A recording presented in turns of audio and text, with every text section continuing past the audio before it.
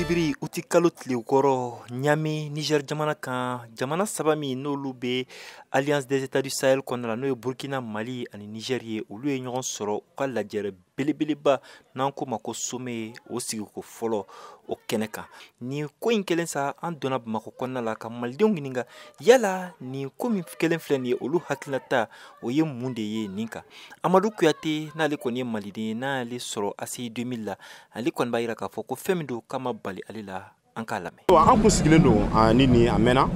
an minnu ye Sahel jamanaw ye Mali, Burkina ani Niger a mɛnna an ka jamana kɔnɔ ɲɛmɔgɔw u ka miirina n'u ka hakilinaw u lafasara wa ministre des affaires étrangères fo ka taa don ministère wɛrɛw kɔnɔ u ka cɛsiri an'u ka tagamaw la ni jamana saba ni ɲɔgɔn cɛ hakila o de bɛna wolo na confédération in déjà an kun sigilen don n'a ye an kun bɛ k'a makɔnɔ jusque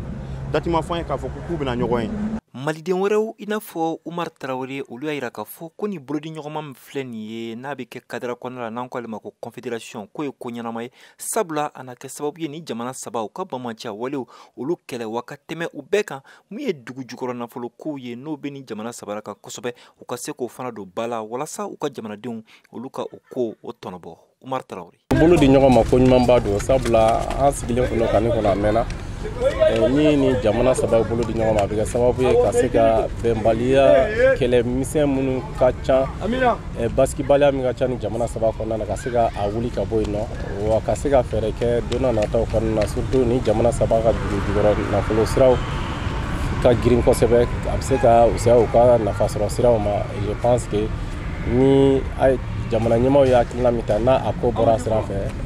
laɲini ye fɛn min ye o bɛ se ka sabati don n'a nataw. Ni maa fila kɔni y'a jira k'a fɔ ko fɛn min don ko ɲɛnama don maliden wɛrɛw bɛ yen i n'a fɔ Ibrahima Ndiaye ale kɔni y'a jira k'a fɔ ko fɛn min don k'a balila ale la kosɛbɛ sabula ko in kabiri a sigira sen kan n'an ko ale ma ko AES fo kana bila bi la ko baaraw k'u bɛ ka teliya cogo min na ale tɛ ka fɛn faamu ko nka u bɛ dugawu de kɛ u ye baara min daminɛ ala ka se ka ɲɛ u bolo ko nɔn tɛ a kɔni ko a gɛlɛyaw u ka ca kosɛbɛ. Ibrahima Ndiaye. Ne kɔni hakilinata ye min ye nin ko in na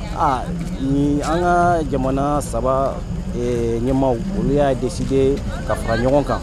ka organisation kura créer n'u b'a fɔ ma ko AES bon ni kɔni nin y'a siɲɛ fɔlɔ ye an kɔni ka nin sugu ye bon komi mɔgɔ mun don olu y'a décidé k'u bɛ fara ɲɔgɔn kan wa u dalen b'u yɛrɛ la i ko k'an ka daw la fana an kɔni fana b'an ta kɛ an b'u filɛ an b'a jateminɛ an kɔni an b'u dɛmɛ an tɛna kɛ obstacle ma an t'u bali u ka baara la an kɔni b'u dɛmɛ an ka dugawu b'u ye fana u k'u jilaja u fana ye ko mun daminɛ u ka se ka a ko in lataga ɲɛ i ko mun y'a fɔ cogo min na y'an rassuré ko in a bɛ ɲɛ an kɔni an bɛ dugawu k'u ye wa an b'u k'u fana filɛ. O la sa baaraw kuncɛtɔ a yirala k'a fɔ ko nin kulu in kɔni ale ɲamaya a na to Mali bolo fo san 1 wa u ka lajɛrɛmisɛnninw olu na kɛ Burkina jamana kan wa lajɛrɛ nata o na kɛ san 2025 nka o don kɛrɛnkɛrɛnnen o ma perepere latigɛ. Mohamed Daɲo ko VOA Bambara tɔgɔ la ka bɔ Bamako.